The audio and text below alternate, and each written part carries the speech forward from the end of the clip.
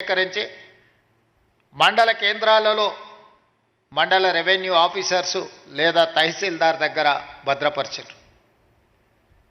చాలా వరకు భూ వివాదాలు ఉన్న కోర్టు కేసుల్లో ఉన్న భూములు తప్పితే 95% భూములకు సంబంధించిన వివరాలు ప్రక్షాళన చేసి 4-5 దశాబ్దాలు ఈ భూముల యొక్క వివరాలను సేకరిస్తూ ప్రక్షాళన చేసి ప్రజలకు ఈ రికార్డులను అందుబాటులో పెట్టారు.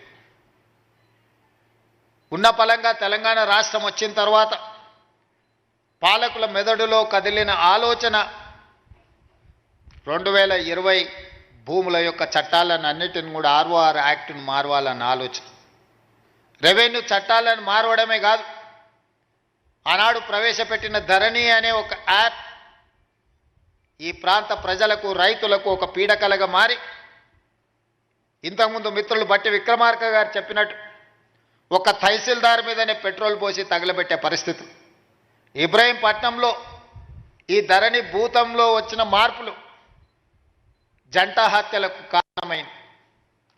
అదేవిధంగా సిరిసిల్లలో ఒక మహిళ అధికారుల చుట్టూతో తిరిగిన తహసీల్దార్ స్థాయిలో ఆ సమస్యలు పరిష్కరించే వీలు లేకపోవడం వల్ల తహసీల్దార్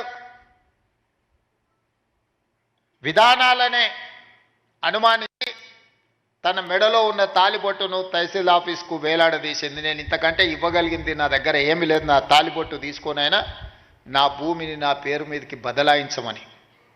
వీటన్నిటికీ కారణం రెవెన్యూ సిబ్బందే మూలమని చెప్పి ఆనాటి పాలకులు మిమ్మల్ని దోషులుగా, మిమ్మల్ని దోపిడీదారులుగా, మీరు ప్రజలను దోసుకోవడానికే రెవెన్యూ శాఖ